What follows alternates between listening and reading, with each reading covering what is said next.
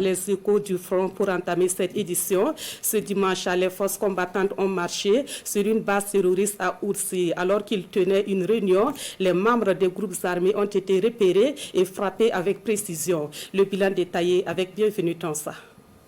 Sur la base de renseignements précis, une grande opération a été menée ce jour dans la zone de Oursi. C'est ainsi qu'une rencontre de cadres terroristes a fait l'objet de filatures suivi de frappes de précision.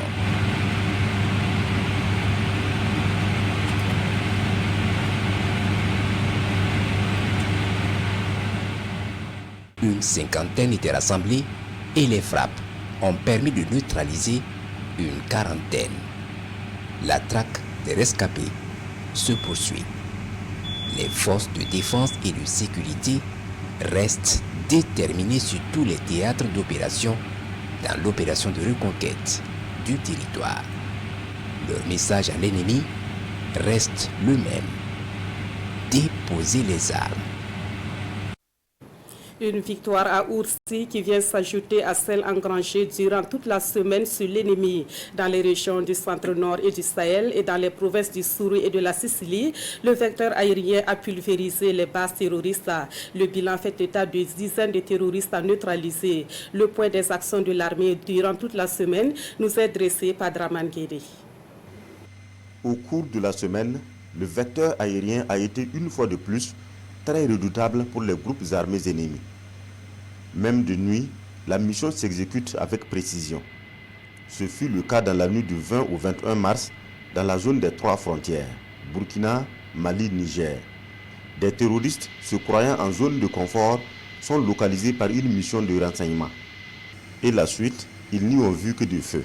Un raid aérien a réduit au néant la base, emportant plusieurs terroristes et leur logistique. Dans la même semaine, l'armée poursuit sa mission civilo-militaire. Djibo a été ravitaillé en vivres et matériel divers par la route. Au cours du périple, une dizaine de terroristes sont tués et plusieurs pièges à la mine désamorcés. Tôt le matin du 21 mars, comme une coordination, la base de l'unité d'intervention polyvalente de la police nationale de Touga et le commissariat de police de Sili dans la Sicile croisent le fer avec des groupes armés terroristes. À la fin du contact, les terroristes replient sur leurs différentes bases. Ils sont pistés depuis les airs jusqu'à leur dernier réduit avant d'ouvrir le feu. Dans le Sourou et la Sicile, l'armée de l'air occasionne de lourdes pertes dans les rangs de l'ennemi. Plusieurs terroristes neutralisés, des véhicules de combat et de l'armement partis en fumée. La guerre de libération a été aussi intense sur le front nord, Tougouri, Tongomayel et Inata, où les installations de la mine sont transformées en refuges terroristes. Bien visé, le ciel a craché du feu sur la base. Plusieurs repères terroristes pulvérisés et la traque se poursuit. L'appui-feu est conséquent, mais l'armée poursuit son renforcement opérationnel.